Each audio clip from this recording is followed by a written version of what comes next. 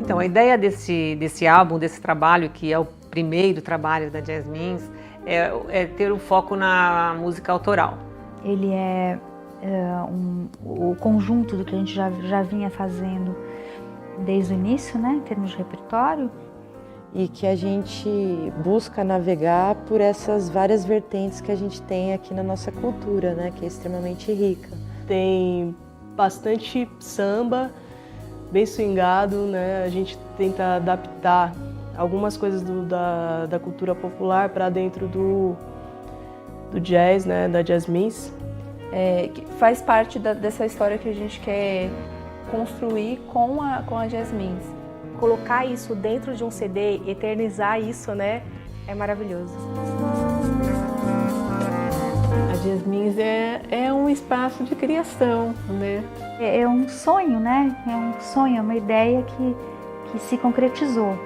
Na verdade, algo muito específico e único, assim, no momento em que a gente se encontra hoje, né? Da maioria serem homens em big bands ou em grupos menores. E aí ter uma big band somente de mulheres foi uma surpresa, assim, bem especial. E eu acho que a Jasmins, ela abraça todo mundo, né? Mais do que esperança, né? Quer dizer, ela passa a ser uma possibilidade real de visibilidade para as mulheres instrumentistas de sopro, especialmente onde a gente tem muito pouca possibilidade, né, de fazer esse trabalho. É muito difícil você se colocar nesse cenário aí das big bands, né, que são majoritariamente masculinas. Mostrar para todo mundo como tem mulheres incríveis tocando, né, fazendo um som bacana. E deixar também uma esperança para as outras gerações que estão por vir, né? Esse grupo, acho que é só um ponto onde a gente pode inspirar e motivar outras pessoas.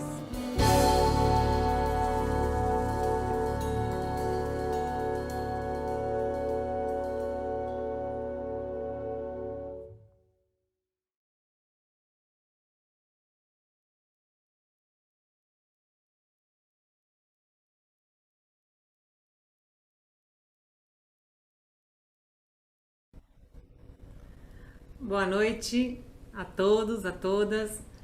Eu sou Paula Valente, saxofonista da Jasmins, idealizadora também com a minha amiga Liz e também deste festival.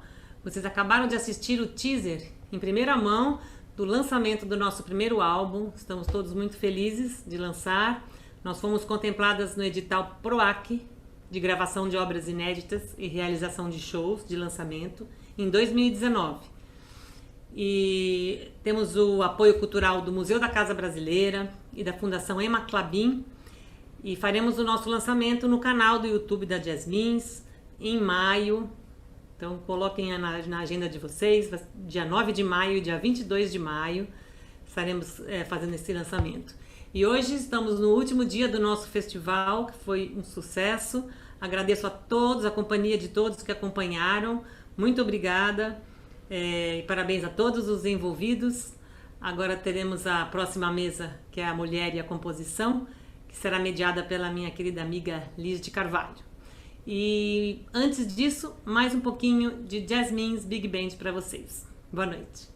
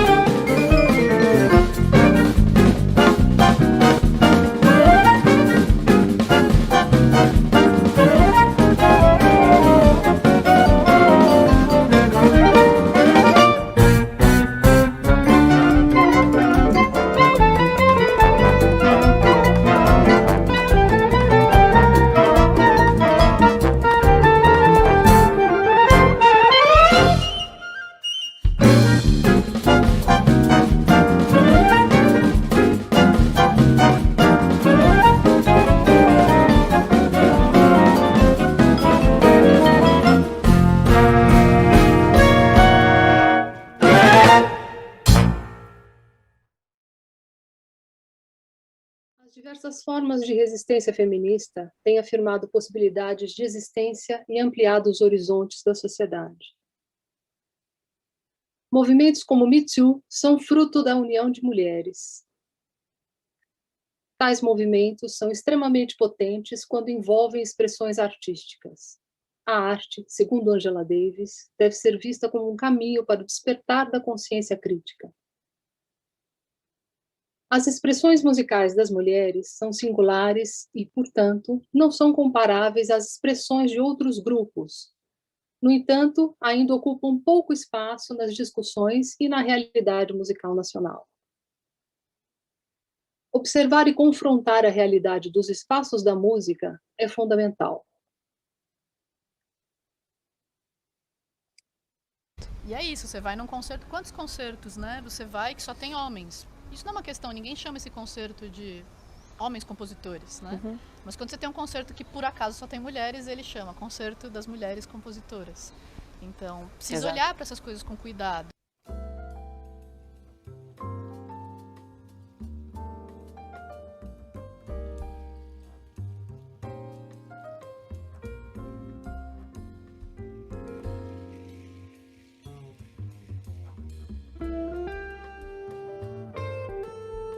Puxa, eu queria escutar, você tem trabalhos de mulheres das artes sonoras, da música experimental para escutar? Eu falei, quanto? Umas 10. Tá bom, beleza. Falei, ótimo. Eu tive dificuldade de levantar 5 nomes sozinha.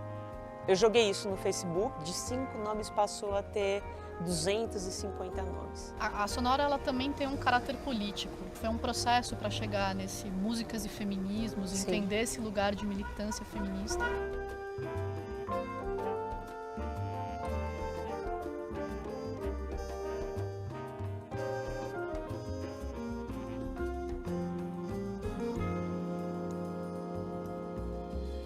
Essa relação de gênero está sempre presente nas interações com os grupos.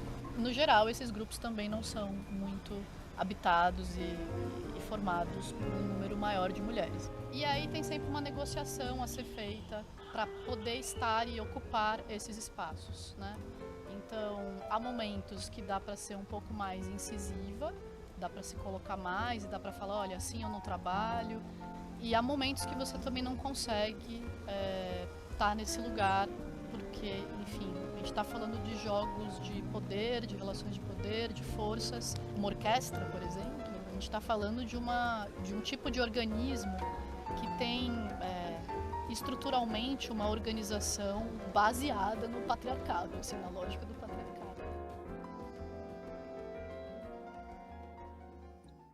Apesar de ainda não termos a visibilidade que queremos, por todo o mundo, mulheres de todas as idades, classes e grupos se unem em prol de uma causa comum. E buscam construir espaços de expressão artística que deem voz às mulheres, em todas as áreas.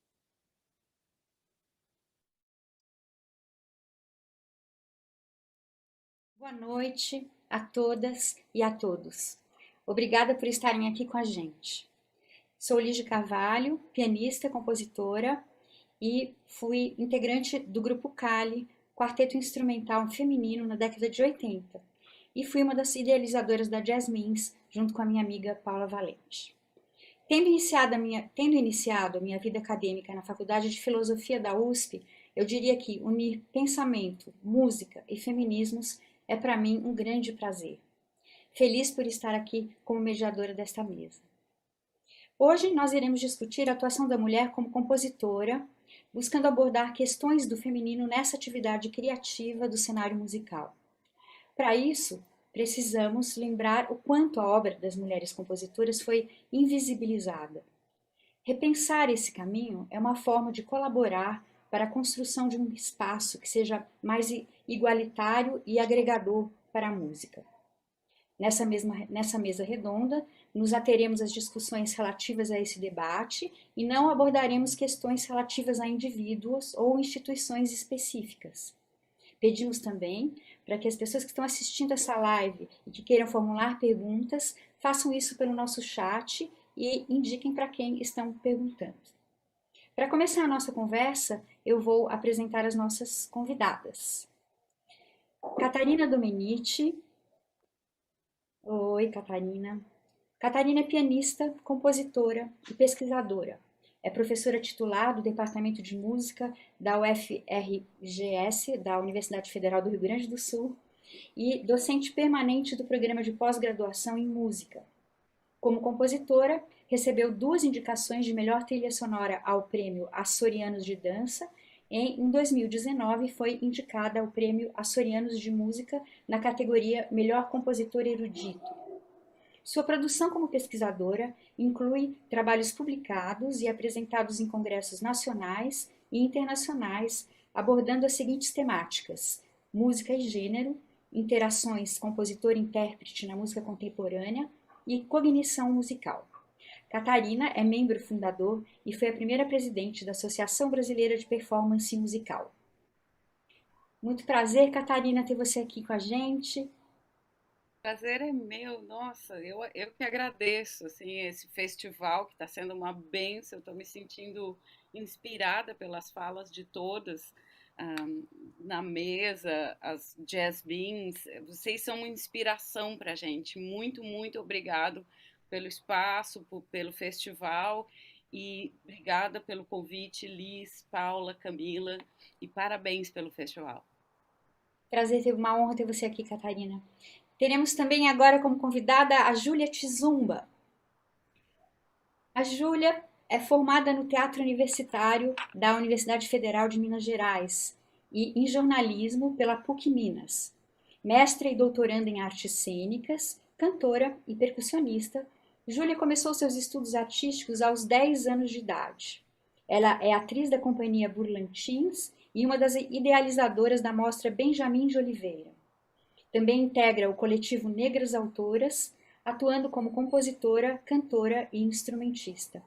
É regente e ministra aula de percussão na Associação Cultural Tambor Mineiro e integrou o elenco dos musicais Elsa, Frenético Dancindês, Oratório, Negra Pontuar, Eras, Clara Negra, Madame Satã, Zumbi e O Negro, a Flor e o Rosário.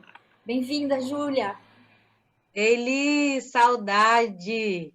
Muita, Ju. Felicidade de estar aqui com você, no meio dessas mulheres incríveis. Gratidão.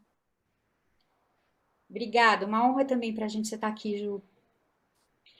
Patrícia Lopes também, como nossa convidada nessa mesa redonda. A Patrícia, ela é compositora e pianista brasileira. Ela é compositora do ciclo de composições instrumentais Jardim das Flores e o ciclo de canções O Feminino em Pessoa. Ganhou o prêmio de composição pelo Lunart Festival em Madison, nos Estados Unidos, em 2020, e pelo Music and Stars Awards, com o vídeo que compõe este ciclo. Concluiu o mestrado em composição musical na UFRJ, sob orientação da compositora Marisa Rezende, e concluiu o curso de doutorado na USP sobre o universo musical de Tom Jobim. Bem-vinda, Patrícia! Liz, olha, muito obrigada, estou muito feliz de estar aqui hoje.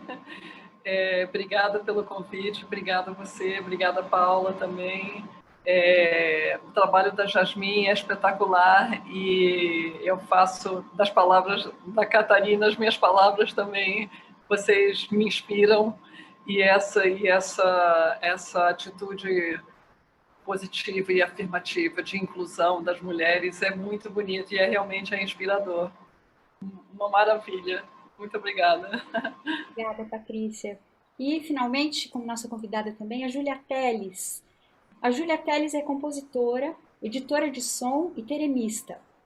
Seus trabalhos incluem composição de música experimental, improvisação, trilha sonora para filmes e teatro e finalização de som para filmes. Graduada em composição eletroacústica pela Unesp, em 2014, realizou um curso de composição sobre suporte analógico com Annette van de Goorn, em Ohain, Bélgica. Concluiu, em 2020, uma pós-graduação em música e imagem na Faculdade Santa Marcelina. E atualmente cursa mestrado no programa TIDD na PUC São Paulo. Também em 2020 lançou o álbum Teia, em parceria com Inês Terra. Bem-vinda, Júlia. Oi, gente. Brigadão. Super prazer estar aqui com vocês também, trocando hoje. E valeu mesmo pelo convite para poder estar entre vocês. Muito bom. Nós, mulheres, temos no decorrer dos últimos anos nos fortalecido através de movimentos coletivos, onde juntas questionamos as estruturas de poder do patriarcado que marginalizam o nosso trabalho criativo. Nesse cenário, temos iniciativas como Sonora, Músicas e Feminismos, a Embra, Escritas Musicais de Mulheres Brasileiras, Negras Autoras, Frequência Dissonante, Vozes Inaudiáveis, Coletivo Tranças, entre tantas. E é com essa reflexão que eu inicio o nosso debate. Vou começar então com as perguntas. Vou perguntar primeiro para Patrícia. Patrícia, o seu trabalho feminino em pessoa, belíssimo, revela a sua busca pela compreensão da alma, essência e potência feminina. Você diria que a experiência da desigualdade e invisibilidade da mulher compositora inspirou essa busca? E para completar, como você vê hoje o lugar da mulher compositora, criadora? Sim, eu vou falar um pouquinho, vou ser breve, falar um pouquinho do meu trabalho. Eu musiquei poemas do Fernando Pessoa que falam do feminino. Então, é um ciclo de canções que eu fiz com esse tema. É, claro, uma interpretação muito pessoal minha, né, do que eu vi de feminino nas poesias dele. E durante o trabalho, à medida que eu ia compondo as canções, eu fiz uma grande reflexão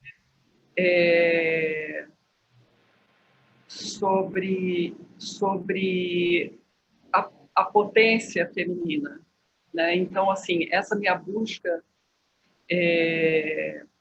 por essa compreensão, isso vem desde muito nova, desde a minha adolescência, que eu frequentava os ambientes musicais, eram exclusivamente masculinos.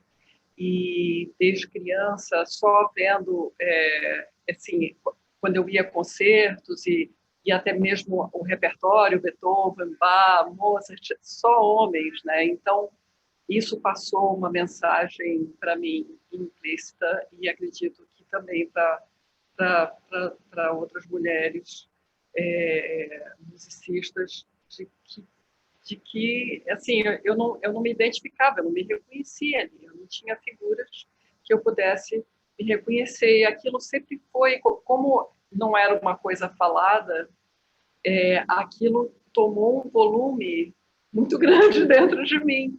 E aí, durante a minha adolescência, o meu convívio era exclusivamente com homens, e aquilo foi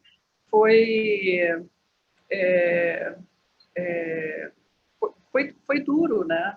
Foi muito duro não ter essa identificação e tentar elaborar qual era o meu papel ali, como é que eu poderia ser eu dentro daquela situação em que tinham pessoas tão diferentes de mim, né? Então, isso me levou a refletir e fiz muitas sessões de terapia com esse tema, muitas, que me ajudaram muito a elaborar e realmente reconhecer essas potências. E com o tempo eu fui achando a minha tribo e hoje eu me sinto totalmente pertencendo a esse universo de mulheres profissionais, mulheres compositoras, mulheres instrumentistas. Eu atuei como pianista durante a maior parte da minha vida profissional. Eu era instrumentista e a composição ela veio quando eu fui fazer o mestrado. Eu fiz o mestrado, eu já tinha 30 anos. Eu tive a grande sorte, a grande oportunidade de ter a Marisa Rezende como a minha orientadora. E foi assim, foi realmente um presente da vida que eu ganhei, que eu tive essa oportunidade de ter uma mulher, e que mulher, né? E que profissional, e que pessoa maravilhosa que ela é. E então foi a partir daí que eu comecei a achar o meu caminho como compositora. E então respondendo a sua pergunta, essa invisibilidade que acontece com as mulheres foi realmente a minha grande motivação para desenvolver esse trabalho.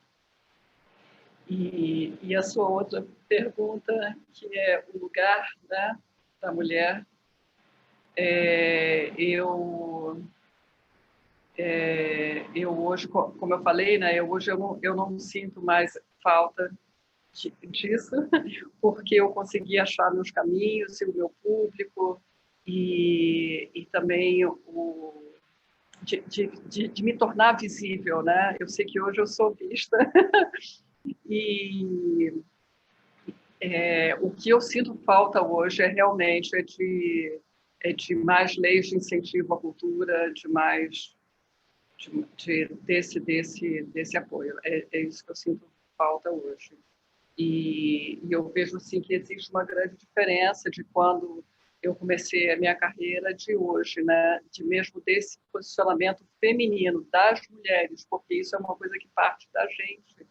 Então tem esses coletivos e esses apoios às mulheres que se unem, como a Jasmine, que é espetacular. Eu acompanhei vocês desde o início, que eu vi vocês, e assim, é sucesso atrás de sucesso. E isso é um grande exemplo para a gente. É um grande exemplo, que é passo a passo, tijolinho a tijolinho, e é muito inspirador. É muito inspirador.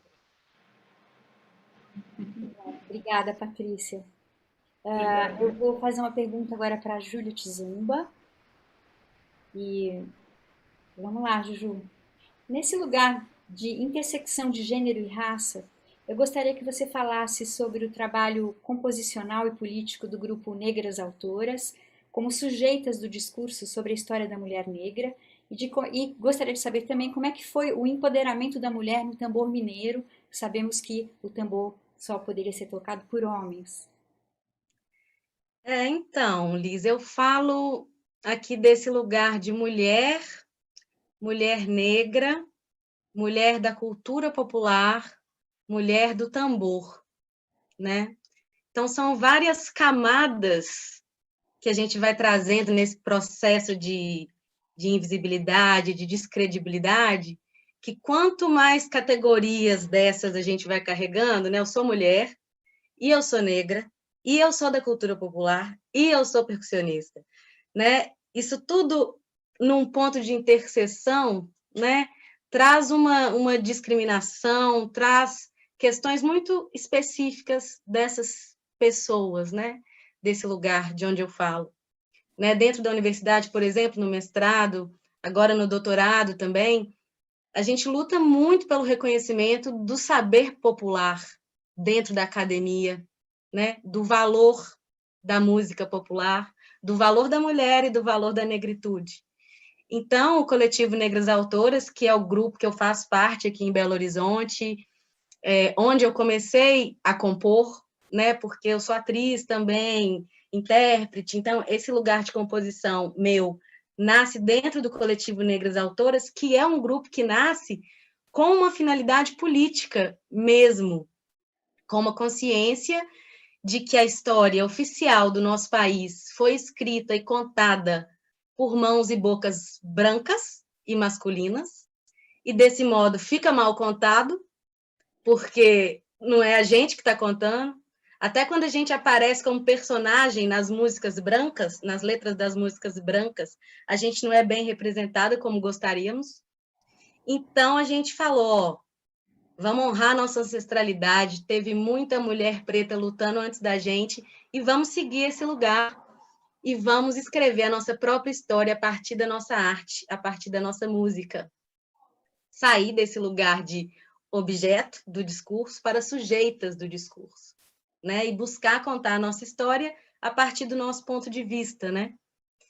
Então, assim nasce o Coletivo Negras Autoras e muito influenciadas pelas manifestações religiosas de matriz africana que a gente faz parte, que a nossa família faz parte. Então, o congado é muito forte aqui em Minas Gerais, o candomblé. Meu pai, que é o Maurício Tizumba, é artista, é candomblecista, é congadeiro. Então, desde criança, eu estou inserida nessas manifestações. Aliás, desde a barriga da minha mãe, eu já estou ouvindo o bater do tambor. E desde criança, acompanhando, observando a musicalidade, a performatividade que está presente nessas manifestações de matriz africana, né? E isso vem para a nossa composição, que é feita de uma forma muito intuitiva, né? A partir do ritmo do tambor, que trata de questões que nos atravessam, desde ancestralidade, as mais diversas questões que uma mulher negra pode querer tratar, né? E nós temos nosso disco, que está aí disponível em todas as plataformas, e no disco a gente tem a presença da Nath Rodrigues, que foi integrante do coletivo durante muito tempo, e ela é formada em música, ela é violinista. Temos a presença da Laurisa Anastácio, que é cellista. Então, a gente faz também uma fusão aí dos nossos tambores com mulheres pretas também tocando esses instrumentos clássicos, né? Porque a gente acredita também que a gente pode estar e deve estar onde a gente quiser, né? Lugar de mulher é onde ela quiser, lugar de mulher preta é onde ela quiser. Então, é muito nesse lugar que acontece a nossa composição no Coletivo Negras Autoras, não separando a arte da esfera política, econômica e social, e sim se valendo da arte como uma ferramenta política, como uma ferramenta de luta e de transformação. E, aliás, nesse momento que a gente está vivendo, pandêmico e, né, dispensa comentários, a arte tem servido muito como esse lugar de cura, né, para a gente e de esperança, como encontros como esses que vocês estão proporcionando aqui para a gente. E, então, acredito muito na arte nesse lugar. Com relação ao Tambor Mineiro, que você perguntou também, que é um outro projeto que eu faço parte, aqui em Belo Horizonte, que foi um projeto idealizado pelo meu pai. É um espaço cultural onde a gente ensina os ritmos, a musicalidade do congado, né? Meu pai, como congadeiro e artista, né, tem essa legitimidade de trazer os ritmos da manifestação para um centro cultural e transmitir de forma artística, né, unicamente artística ali. E nesse espaço eu aprendi a tocar e desde os 17 anos comecei a lecionar também, e lecionar a partir desse lugar da cultura popular, né, a partir da oralidade, né, assim como eu aprendi com meu pai, que aprendeu como eu vou, né, aquela coisa da observação, das oralituras, né, da gestualidade, de aprender a partir do gesto, eu faço, você repete, e dessa forma a gente consegue ensinar para todo mundo que quiser, para leigos, e o tambor, além de ensinar música, também traz essa instância terapêutica, né? A gente acredita muito nisso. Quando eu vou dar aula, se é um dia que eu estou cansada, triste, ou com alguma preocupação, na hora que eu começo a dar aula, a energia muda, é alguma coisa aí, física, quântica, mágica, macumbeira. Tem uma questão energética nessa instância da cura aí, que a gente vai transmitindo, né, para quem vem aprender com a gente, músicos profissionais ou leigos. E nas manifestações, né, na manifestação mesmo, nas guardas ou ternos de congado, a gente tem as pessoas que tocam, os cacheiros, os dançantes, as pessoas que puxam os cantos. E eu, desde pequenininha, sempre vi cacheiro homem. A gente tinha até capitã, tinha as mulheres que puxavam os cantos, tínhamos mulheres dançando, mas tocando caixa era homem sempre. Hoje eu já vejo mulheres na tradição, mas ainda vejo mais homens. Já no tambor mineiro, que é esse lugar, esse centro cultural, né, onde a gente ensina a música, a maioria esmagadora é mulher que vem aprender a tocar tambor. Mas é um grupo assim, coloca que tem 60 pessoas, 50 são mulheres, sabe? E nesse lugar, além de lecionar, eu tenho essa oportunidade também de reger, né? Fazer a regência, puxar os ritmos, né? Conduzir ali o andamento.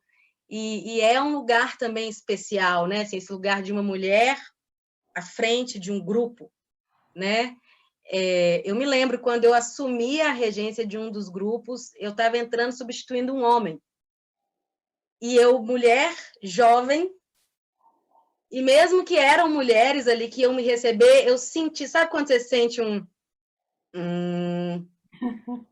tô acostumada, será essa menininha aí vai conduzir bem isso aqui? E aí eu,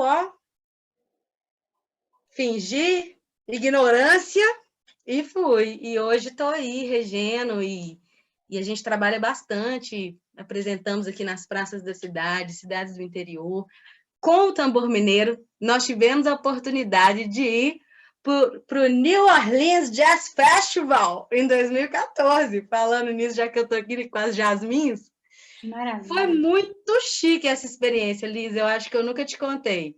Não. É bom, esse Chiquérrimo, né? Porque a gente tem revelações. Quanto mais a gente convive. Eu lembrei disso hoje, quando eu pensei o que eu posso compartilhar com as meninas nessa mesa. Eu me lembrei desse lugar, assim, né? Que dentro da música a gente tem esse lugar da cultura erudita, da cultura popular. E nesse episódio que a gente foi para New Orleans, tinham alguns palcos que eram destinados a roots, grupos raiz, assim. Então, a gente fizemos vários shows no festival. Foi muito emocionante. Muito então, bom. Assim eu vou finalizando minha fala, Liz, e muito, muito agradecida, viu? Por estar aqui com ainda você terá mais falas, pode esperar. Eu gostaria de abrir agora, eu fiquei muito encantada com essa diversidade, né, da experiência composicional da Júlia e da Patrícia. Algumas de vocês gostariam de comentar isso, falar um pouquinho a esse respeito? Não? Senão a gente prossegue. Me pergunta de novo. Eu disse que eu fiquei muito encantada com essa diversidade de lugares, né?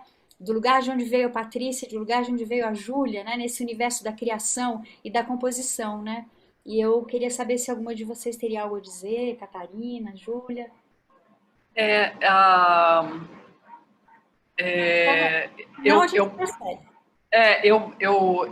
Eu nasci fora do Brasil e morei muito tempo na Inglaterra e no Japão também. E quando eu era criança, então isso acabou influenciando muito a minha produção. E eu tenho a minha formação acadêmica, ela é toda erudita, mas em casa, até mesmo para a gente poder manter, quer dizer, era um desejo do meu pai que a gente mantivesse a brasilidade.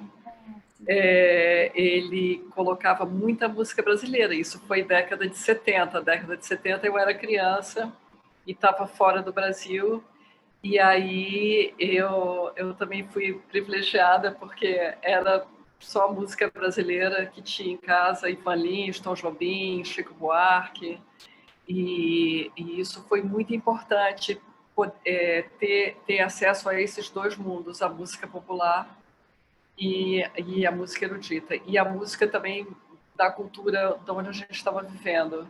E isso também foi uma coisa também que eu senti do não pertencimento. Então eu tenho uma sensação de que eu não pertenço ao meio de música erudita, mas eu também não pertenço ao meio de música popular. Então agora eu fiquei contente que eu já conheci outros compositores que sofrem o mesmo dilema. Aliás, nem é um sofrimento, né? Eu não sei quem é que põe esse rótulo do que é popular, do que é erudito. Eu não sei quem é que põe, não sei o que é, eu não sei o que é, porque é música. Qual é esse lugar? Muito bom. Obrigada. Eu vou pôr a Catarina agora, a Catarina na roda, né? Porque eu acho que ela teria a dizer sobre isso também bastante. Com a seguinte pergunta. Catarina, suas composições da série Ciranda das Mestras nos revela sua diversidade criativa. Você diria que ser uma andarilha musical foi a forma como você buscou o lugar da mulher compositora no meio majoritariamente masculino? Ah, boa pergunta.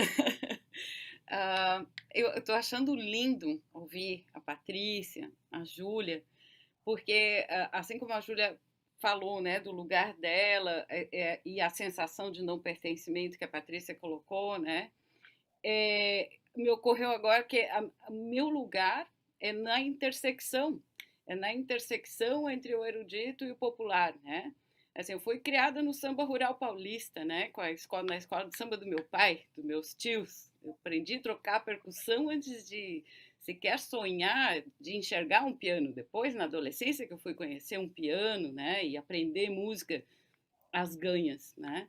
E assim como a Júlia falou, né, do negócio, quem tocava tambor era só homem, né? Na escola de samba do meu pai também. Era só homem. E eu tive que amolar eles para me ensinar. Então, eles fizeram toda uma iniciação comigo para eu reconhecer um breque, não atravessar um breque, improvisar um solo, reconhecer as chamadas das mudanças de andamentos, né? Então, teve todo um treinamento antes de eu efetivamente ir tocar na bateria. Mas depois que eu comecei no ensino formal da música, né? Então, para mim era tudo música, né? Então, e eu nunca quis, não me lembro de nunca ter querido ser só pianista ou só compositora. Eu sempre quis ser uma musicista completa, né? E esse lugar de ser uma musicista completa, eu acho que também não reconhecia tanto as fronteiras intradisciplinares, né? A separação entre a composição, a performance, a improvisação, então, de um outro lado, né? Como também as fronteiras entre os gêneros musicais, né? Porque o que aconteceu loguinho que eu fui para o conservatório, eu comecei a entender, né, que como aluna de piano na tradição da música erudita, não tinha espaço para o exercício da criatividade. Como não tinha professor de composição no conservatório, muito menos professora, né? Então faltaram modelos, aquilo que a Patrícia estava falando, assim, né?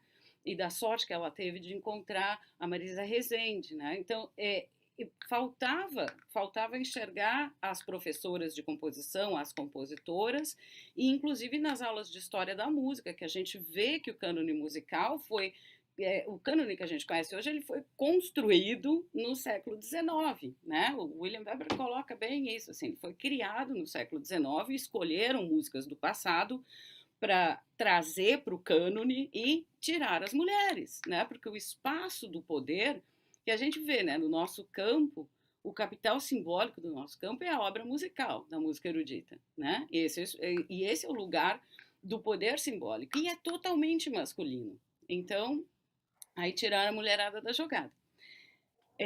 E aí, então, eu nunca quis ser só compositora, nem só pianista. Mas eu fiz toda a minha formação e, paralelamente, eu tinha um lado B, meu lado do avesso, que colocava música em festival de música popular, que tocava em quartetos de jazz, né? Então, eu tinha toda uma atuação como compositora e instrumentista paralela, que eu mantinha escondida, né? E eu mantive escondido isso durante décadas. Só quando eu fui fazer 50 anos que eu já não me reconhecia na minha própria biografia. Eu falava, peraí só um pouquinho, esse aqui é um pedacinho da Catarina. Cadê o resto dela? Né? E foi aí, né? A Léa Freire que fala assim, os 50 libertos, os 60 libertos, os 50 me libertaram, né? Nesse sentido, assim, que foi esse movimento de integração.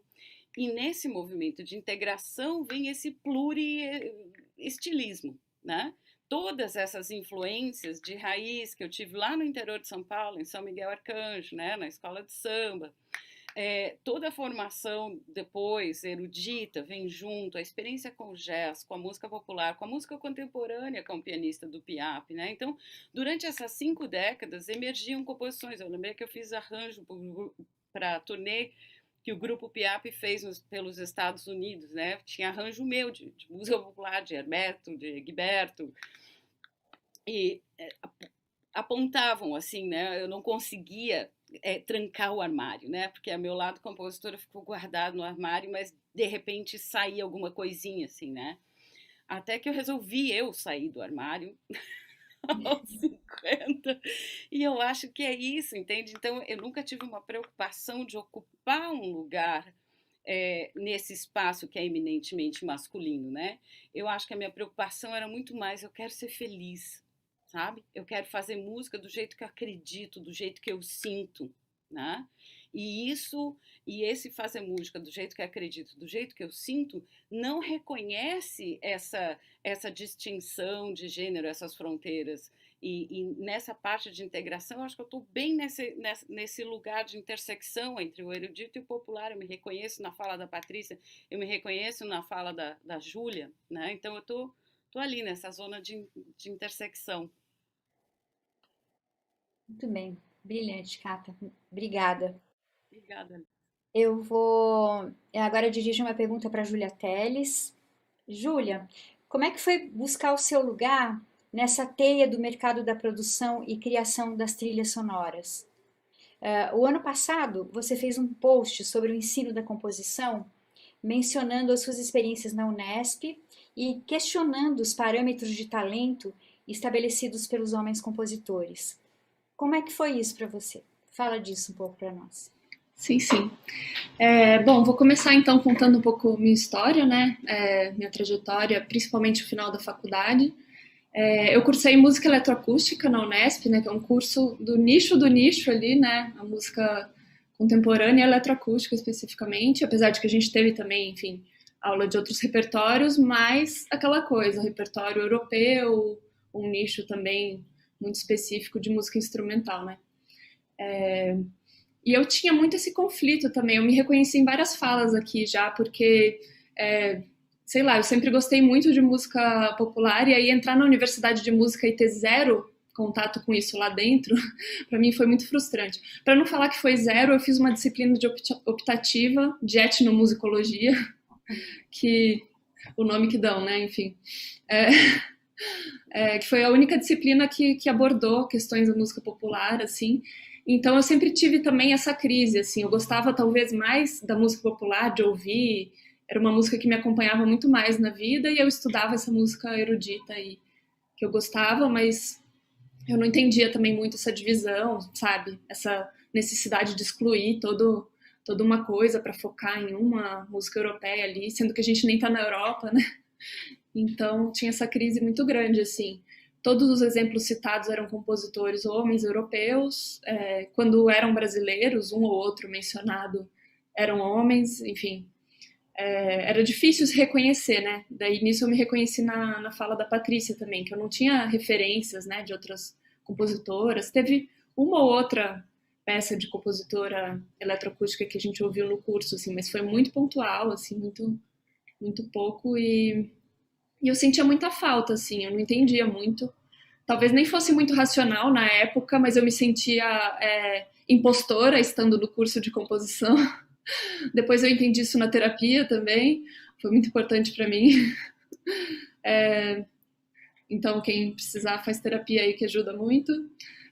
Mas eu acho que hoje em dia já teve uns avanços muito grandes mesmo no sentido de ter mais grupos discutindo isso, né? E como vocês mencionaram, sonora, vozes dissonantes, enfim, tem uma série de iniciativas agora muito interessantes de dar visibilidade e de mostrar que sim, mulheres também criam música e somos tão criativas quanto, e temos nosso próprio trabalho, e não, enfim, para desmistificar essas coisas, né? Essas imagens que a gente tem do compositor e tal. Nossa, eu fui anotando um monte de coisa, tá meio caótico aqui, mas vou tentar abordar o que eu tinha.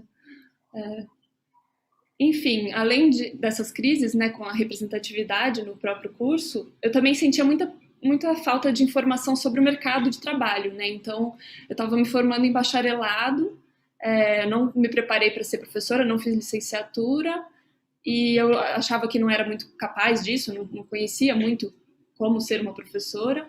E ao fim do curso eu fui pensando, mas o que eu vou fazer então? O que uma compositora faz profissionalmente, né? Qual o caminho, assim, para trabalhar e tudo mais. E aí eu fiz um curso técnico de áudio, bem no final do meu curso, assim, no último ano do meu curso da Unesp. E aí abriu toda uma outra área, assim, para mim, que foi muito bom, me reconheci muito, eu gosto do trabalho técnico também, então fazer um curso de áudio me empoderou para exercer várias funções e até para trabalhar nas minhas composições, então poder editar, poder gravar. Eu acho que para mim foi muito importante isso, assim. E aí, ao fim do curso, eu fui procurar estágios em produtoras e acabei começando a trabalhar como editora de som para filmes e para publicidade no começo e depois para filmes. E aí, enfim, daí eu fui meio em paralelo, fazendo alguns projetos musicais, tinha um coletivo de música experimental com amigos, e entrei para um grupo de teatro para fazer trilha, então foi aí que eu entrei na trilha sonora. Mas, e assim, fazendo um pouco de cada, assim, sempre meio indecisa. Se me perguntassem, acho que eu não falaria, sou compositora. Acho que eu sempre me reconheci mais como editora de som, porque era coisa que me ocupava muito mais horas por semana, enfim, mas continuei fazendo projetos e tocando theremin, que é o instrumento que eu toco também. Comecei a improvisar, né, fazer algumas coisas assim com outras pessoas também. E aí acho que fui vendo que, na verdade, a gente não precisa escolher, né, focar numa área específica e hoje em dia eu gosto, assim, de poder exercer várias funções em áreas diferentes. Então, posso, sei lá, prestar um serviço de mixagem, ou posso gravar alguém, ou posso compor uma trilha, enfim, acho legal. Posso produzir um concerto, alguma coisa, fazer a parte mesmo de escrita de um projeto, por exemplo. Eu acho legal poder transitar por essas áreas, assim. E aí, falando um pouquinho da questão do texto que eu escrevi, não sei se vocês leram, é um texto que eu escrevi no meu Facebook, né? Mais ou menos um ano atrás, acho que foi em maio, que foi uma resposta a um artigo que eu li de um ex-professor meu da Unesp. O título do texto dele, que saiu na revista Vortex, era Composição Não Se Ensina. E aí isso foi um gatilho para mim muito grande dessa época do meu curso de composição, que me remeteu às aulas, né, que eram muito de análise, muito de contemplar grandes composições e não me davam ferramentas. Então, eu fui ficando... Quanto mais eu lia aquele texto, mais eu ficava, gente, mas um professor de composição não pode falar que composição não se ensina, não pode... Enfim, ele pode ter a visão dele, mas é complicado você ser um professor de universidade pública e ter um discurso rígido, enfim. Eu percebi que talvez as coisas na Unesp não tivessem mudado tanto em relação a quando eu estudei lá, né? Já fazia uns 8 anos que eu tinha saído, mas foi assim, uma coisa que eu não consegui não escrever sobre, assim. Eu fiquei bem mexida, assim, com esse texto. E aí eu escrevi um texto falando do que eu achava, que composição se ensina assim, que tem o lado técnico, que mesmo a criatividade ela pode ser ativada e trabalhada, né? A gente pode ser provocado em vários lugares. Enfim, eu acredito que música é uma linguagem que a gente se apropria com a nossa experiência, a nossa escuta, a nossa vivência, e que, não sei, assim, tentando propor algum ensino de composição que seja mais generoso, sabe? Com o que a pessoa que está fazendo o curso quer fazer, além do que o professor quer propor. Então, essa falta que eu sentia de uma troca mais orgânica entre professor e aluno, enfim. Aí, depois disso, né, enfim, esse post repercutiu, teve resposta do próprio professor, teve outras pessoas comentando e tal, mas eu tentei não desenrolar tanto a discussão no Facebook, eu deixei as pessoas comentando lá e tal, porque eu senti que minha expressão foi aquela sensação de alívio, assim, coloquei isso, agora deixa o pessoal discutir, quem quiser opinar aqui e tal, mas eu me preservei também de não ficar batendo boca na internet, enfim. Mas é meio isso, assim, vendo agora, eu acho, em retrospectiva, assim, eu acho que eu encontrei muito mais acolhimento para o meu trabalho fora da universidade. É uma pena que a universidade não seja um espaço que a gente pode experimentar e tá encontrando nossa voz artística, assim, né? Então, enfim, acho que cada área também tem suas questões, tem áreas e meios e grupos mais ou menos machistas, então sempre vai ter aquele cara que vai te olhar e duvidar que você consegue fazer aquilo tecnicamente, ou que você compôs mesmo aquilo, enfim. Depende de onde você tá, você pode ouvir comentários desagradáveis, assim, mas eu, ainda bem, também encontrei com muita gente legal e muitas vezes eu esqueço da questão de gênero quando eu estou trabalhando e me sinto respeitada, acho que mais fora do que... Enfim, como eu já falei, acho que a experiência pós-faculdade foi muito libertadora para mim, assim. Muito bom, Júlia. Eu queria... A Júlia Tizumbo e a Patrícia gostariam de comentar essas falas da Catarina e da Júlia Teles? Eu gostaria. Primeiro, de trás para frente, assim, né, falando da Júlia, é tão importante essa coragem, né, assim, de se colocar publicamente, né, para um homem, para um professor da universidade pública, né, tantas vezes a gente é apequenado, né, e isso a gente vai ficando silenciada, e a gente foi silenciada ao longo de tantos séculos, né, então é muito importante mesmo que a gente não deixe de colocar a nossa voz, né, gratidão pela sua ação. E comentando um pouquinho o que a Catarina e a Patrícia falaram também, né, desse lugar do entre aí da cultura popular e da cultura erudita, assim. Eu sou da filosofia que o caminho do meio sempre é o melhor, em tudo na vida, sabe? O caminho do meio. Né, como a Patrícia falou, para mim essa separação, tudo é música, né? E isso é o que eu acredito e é o que eu defendo, né? Mas é importante a gente olhar para cada um deles, porque existe uma diferença de valorização e de credibilidade, né? Como a Júlia falou, o que ela viu de brasileiro era etnomusicologia. Quando a gente é sempre o diferente, o excêntrico, né? É o outro, porque o universal não somos nós. Nós não estamos no universal. O universal é o branco, é o europeu.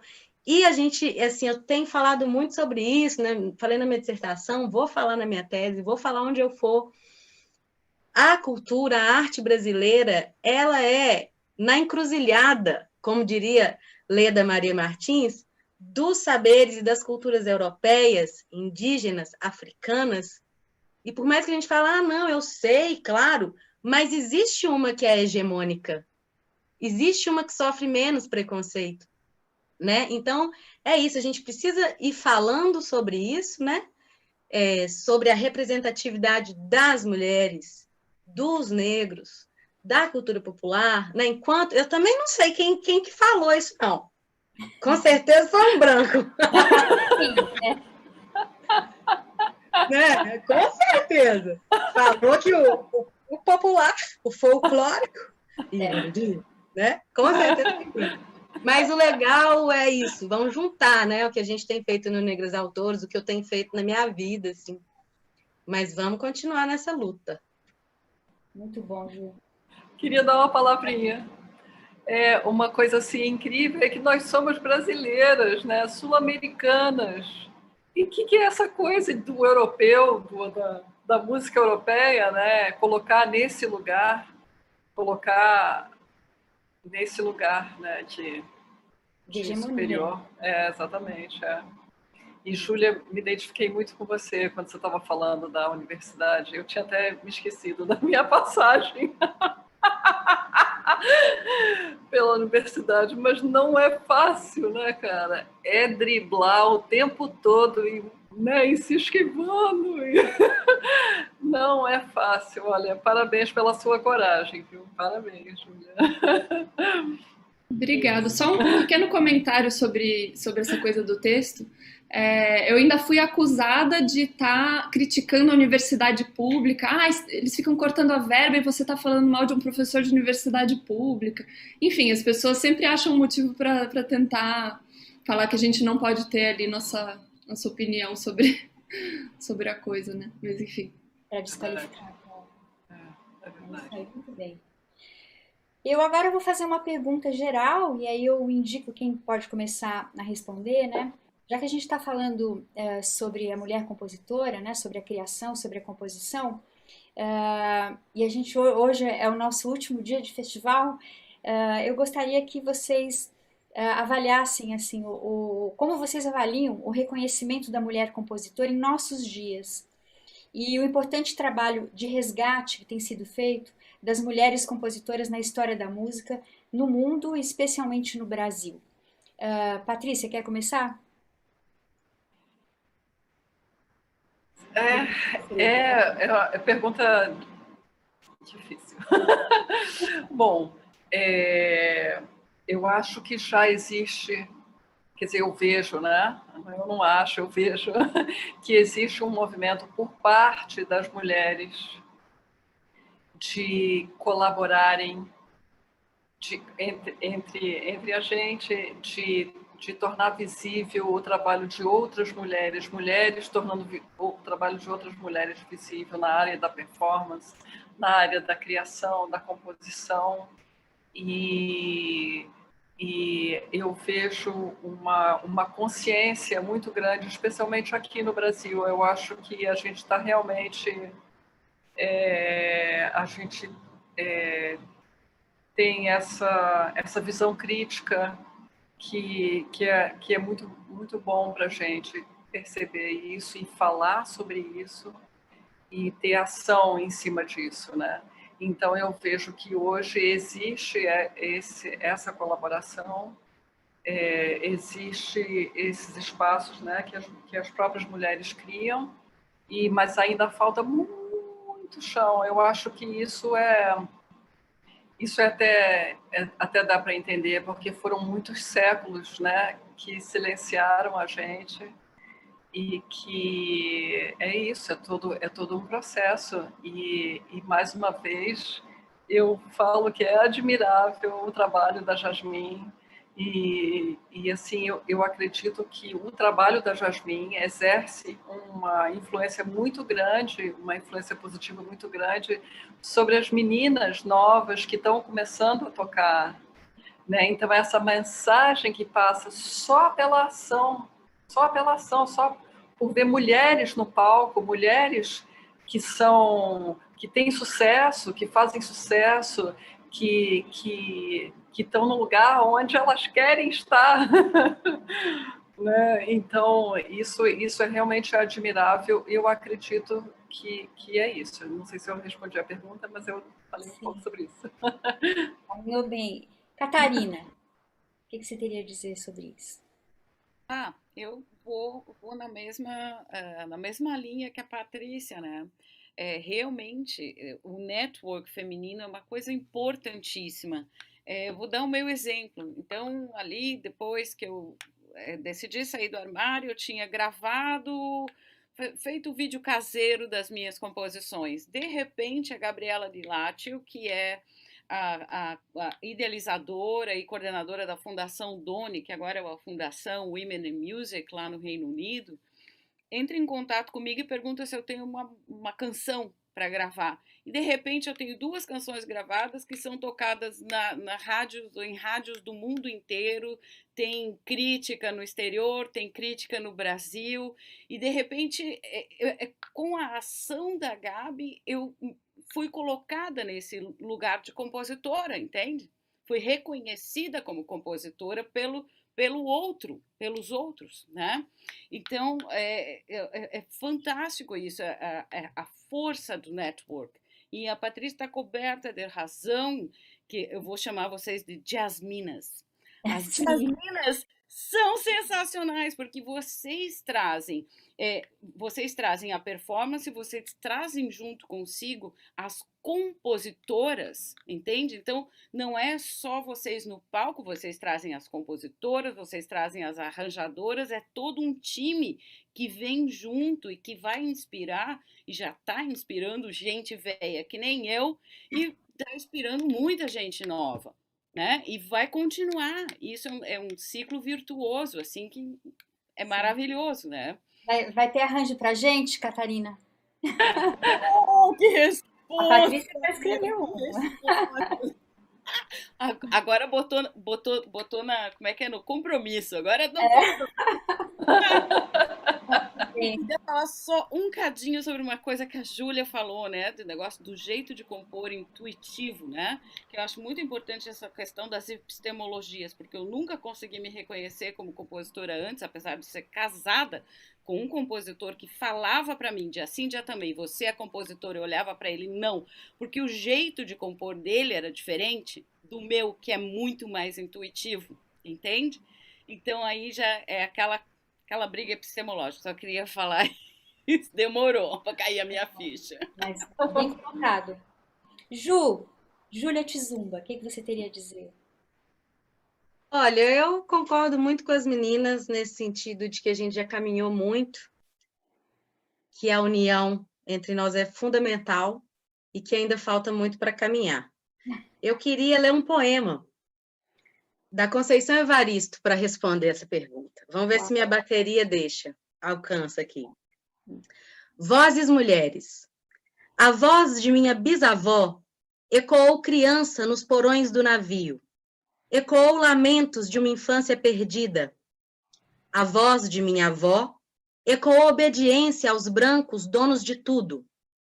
A voz de minha mãe ecoou baixinho revolta, no fundo das cozinhas alheias, debaixo das trouxas roupagens sujas dos brancos, pelo caminho empoeirado rumo à favela. A minha voz ainda ecoa versos perplexos com rimas de sangue e fome.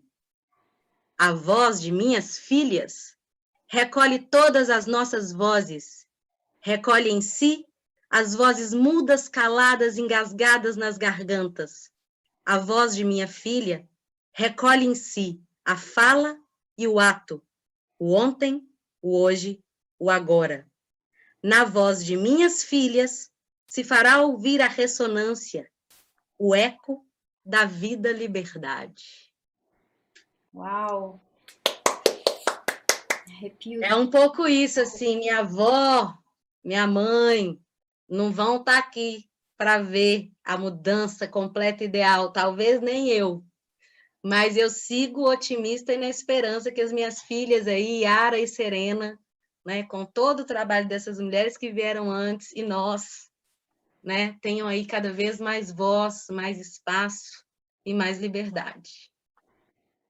Obrigada, Ju, muito obrigada. Fala fundamental. Júlia Teles, o que você teria a dizer sobre isso? Bom, acho que concordar bastante também com o que foi dito. Eu acho que é um processo e que a gente está nele, avançamos muito, mas também tem muito para avançar. E que eu acho que a maior resistência são essas instituições mesmo, de ensino, que reproduzem esse formato do século XVIII e XIX da música, e que isso, infelizmente, não avançou tanto, né? O conteúdo que é ensinado. A gente fala mais das compositoras e a gente escuta mais compositoras vivas, inclusive conhece o trabalho, mas essas instituições continuam promovendo um certo tipo de música. Então, eu acho que também vai ser bom quando entrarem outras professoras nessas instituições que tenham essa pesquisa, né, que entendam que o repertório tem que ser mais diverso um pouco. Mas é isso, eu acho que estamos caminhando, assim, já tem muitos avanços. A última década, assim, a quantidade de grupos que surgiram, de iniciativas, né, de festivais, concertos de mulheres e tal, e para dar visibilidade, então acho que já melhorou muito nesse sentido, assim. Muito bem. Bem, eu acho que já podemos começar com as perguntas do chat, né? Vamos começar? Tem aqui a Ana Elisa Colomar, ela fez o seguinte comentário, que pode ser acompanhado de uma pergunta, né?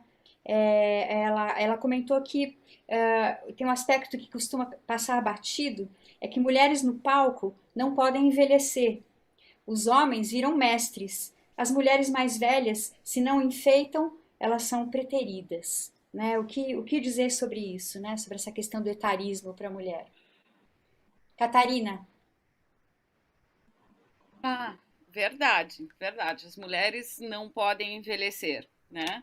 E mesmo quando as mulheres são jovens, os corpos femininos são os que são mais sujeitos a sanções tanto da crítica quanto do público, né? Pelo menos na música de concerto é assim. O que dizer, né, das polêmicas envolvendo a escolha de vestimenta da Yuja Wang? E o que dizer, então, do cerceamento a que Jacqueline Dupré foi submetida? Só pararam de implicar com os movimentos dela na performance quando o Casals teve que dar a rubrica, falar assim, para de amolar ela, porque qualquer um que viu o Misha Maisky tocando, eu tenho uma foto de cada um deles e é a mesma coisa, e não se fala jamais de Misha Maisky, mas de Jacqueline sim, né? Então, o que dizer? O Friedrich Gulda subiu nu no palco várias ocasiões, na Alemanha, na Áustria. Ninguém fala nada. Por que ficam encanando com as pernas da Yuja? Né? Então, é a mulher jovem, é a mulher velha, ela não pode nem ser jovem, não pode nem ser velha, ela não pode ser ela. E a Nádia Salerno Sonnenberg? A crítica falando que o jeito que ela toca violino, ela estava antagonizando o compositor. Percebe esse cerceamento? O crítico do New York Times. Tem um documentário fantástico sobre a Nádia, que é Speaking in Strings. É maravilhoso e ali mostra todo o cerceamento da personalidade da Nádia, que ela foi, né, assim, metralhada pela crítica e pelo público, né? Porque ela tem uma personalidade forte, né? E implicam com a Yuja porque ela usa vestido curto. Com a Nádia era porque ela usava calça comprida. Calça comprida com balão, entendeu? Assim, Na verdade, não é isso, né? Não é isso. Eu acho que é a grande dificuldade de lidar com o sensual e com a sexualidade feminina, né? Isso incomoda tremendamente, não se sabe onde colocar, né? O que eu faço com isso, né? Vou falar sobre o tempo. Nossa, tá frio hoje, né? Exato, porque essa que é a diferença, né, da música popular e da música erudita, porque na música erudita a moeda de troca é respeitabilidade, né? Porque a reputação de um homem depende da respeitabilidade da sua esposa, assim como a respeitabilidade de uma composição de uma obra musical depende da respeitabilidade da sua performance, né? Porque os valores são seriedade e respeitabilidade. Se isso é colocado em xeque de alguma maneira, pronto, acabou. E são as mulheres. Somos nós que carregamos nas nossas costas essa estrutura de poder. Perfeito. Seriedade, né, gente? Ai, seriedade, a vida já tem tanto peso, né? Eu acho que a gente pode ser correto, pode ser exímio, com bom humor, com espontaneidade, ético, com espontaneidade, com bom humor, com liberdade. Pelo amor de Deus. Eu não sei como é na música popular, mas na música erudita, a apresentação tem muito uma coisa de negar o corpo, né? A pessoa tem que estar de preto, a roupa discreta, não pode chamar atenção. Se ela não for vista, é melhor. É meio isso, assim. Enfim... Pena que a capa da invisibilidade não se concretizou, né, na vida real. Senão, nega-se a subjetividade, né? Nega-se a subjetividade. Exato. Bom, muito bom. Eu acho que não temos mais perguntas do chat. Isso me faz crer que nós demos conta do recado e do assunto. Se ninguém mais tem nada a perguntar, não é? Então, eu acho que a gente pode começar a finalizar esse nosso encontro. Eu queria fazer uma reflexão final, né, sobre esse nosso encontro. Aliás, escrevi o que conversamos aqui, incrível isso, né? Que as pesquisas apontam que ainda levaremos um século até chegarmos à equidade de gênero nas atividades humanas. Então, nos cabe aqui prosseguir com nossas ações, frutos da reflexão e de uma nova percepção, lembrando sempre que a nossa contínua união e chamada à consciência não mais permitirá o recalque e esquecimento impostos à mulher pelo poder patriarcal. Vamos fazer essa história. Muito obrigada. Bonita. Agradeço muito a presença de vocês aqui. Saio daqui transformada. Espero que vocês também. E que outros encontros aconteçam. Espero vocês nesses encontros também. Obrigada, viu? Muito obrigada. Adorei conhecer a Catarina, a Júlia e a Júlia. E vocês adorei. Muito bom. Muito obrigada. Muito obrigada.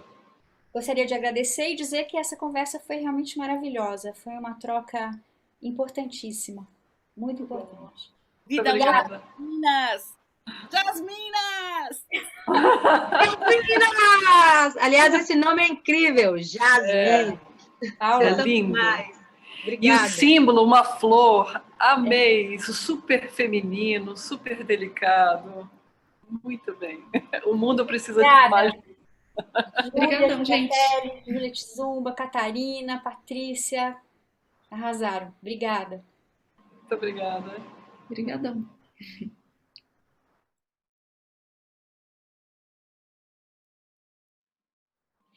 E assim nós terminamos o nosso festival.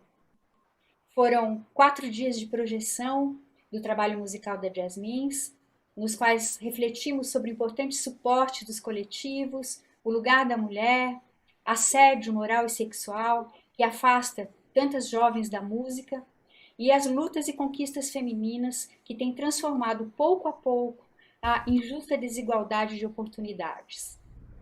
Nós, eu e a Paula, na qualidade de diretoras artísticas desse festival, gostaríamos muito de agradecer a participação de todos que tornaram possível a realização desse festival. Eu queria agradecer, em primeiro lugar, as queridas parceiras músicas da Jasmins por nossas conquistas permanentes. Queria agradecer muito a Camila, a nossa curadora atenta, que nos emprestou a sua inteligência e sua generosidade. Gostaria muito também de agradecer a Amália, a nossa produtora perfeita em todos os detalhes. Muito obrigada, Amália, arrasou. A Rauziski, Registros Musicais, pelos vídeos maravilhosos que abriram, estão fechando as mesas. A Juliana e a Sara, as nossas tradutoras em Libras, muito obrigada. Ao Dijan e ao Thales pela transmissão de tudo e as mulheres músicas por existirem. Muito obrigada. E agora, para encerrar, mais um pouquinho de Jasmins. Obrigada, hein? Obrigada a todos.